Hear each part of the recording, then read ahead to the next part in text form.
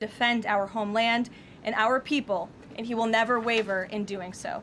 With that, I will open it up to questions, and we'll lead today with Isabel Brown, who is in our new media seat. She's a very popular face on television these days. She's built a great independent media podcast and platform with the Daily Wire, and I appreciate your being here, Isabel. Thank you for being Caroline, here. appreciate it and appreciate the briefing. Many Americans, in light of these recent events that you just mentioned, are starting to say that we are being invaded as a country, culturally and logistically, when it comes to immigration. And we know that immigration without assimilation is indeed invasion. So given the recent remarks from Vice President Vance on a college campus about dramatically reducing legal immigration to address some of this crisis, and President Trump's Truth Social post last week about individuals who may be non-compatible with Western civilization, are there any conversations happening or plans being made behind the scenes for the administration to implement at least a temporary immigration moratorium, for example, in light of what the American people might be calling for? So, Isabel, it's a great question. I think I spoke a little bit to the heart of your question in my opener there. I would add that the Trump administration has done more to limit migration, both illegal and legal, than any administration in history. And I'll just walk you through some of the actions that we have taken thus far. Number one, the Trump administration issued a travel ban for 19 countries, including Afghanistan. Special Immigrant Visas, which is a legal pathway to get here, which we know many Afghans have utilized to come into the country, have now been paused since the tragic shooting last week.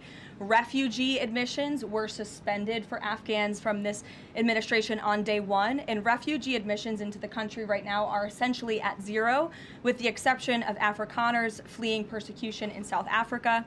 The State Department has also heightened their scrutiny and vetting of all visas and have revoked visas, as you know, for those who do not align with our country's national interests. The Secretary of State has the right to do that, and we've taken unprecedented action to do just that. We are also now pausing all asylum adjudications for additional vetting as well. And so additional actions I don't have to read out for you today, but I would just remark that the president has made tremendous progress on this front.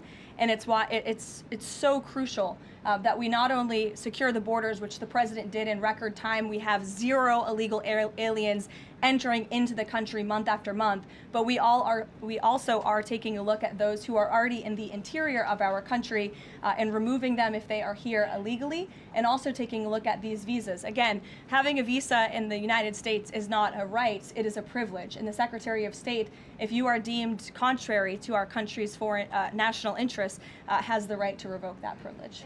Thank you. Gabe. Thank you, Caroline. Excuse me. Regarding Venezuela, the president said yesterday that Secretary Hegsth had denied that second strike, the reported second strike on an alleged drug vote on September 2nd, the secretary said to the president that didn't happen. But to clarify, I just wanted you to clear this up. In his social media post, Secretary Hegsth didn't go into details about that strike. He just said U.S. operations in the area were lawful, and he said that the story and media reports were fabricated. So to be clear, does the administration deny that second strike happened, or did it happen and the administration denies that Secretary Hegsth gave the order? The latter is true, Gabe, and I have a statement to read for you here. President Trump and Secretary Hegsth have made it clear that presidentially designated narco-terrorist groups are subject to lethal targeting in accordance with the laws of war.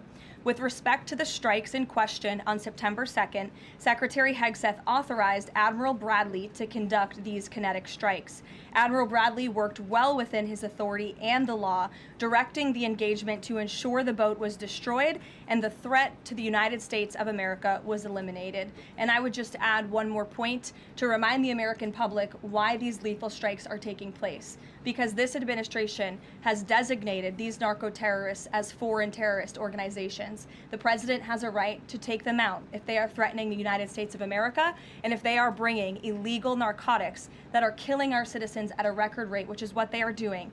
And under the previous administration, there was enough fentanyl trafficked into our country to kill every American man, woman, and child many times over. And so that's why you've seen a drastic difference in this administration's policy with respect to the last, and it's one of the many reasons the American public reelected this president and support this Secretary of War in conducting these strikes. So to be clear, to clarify,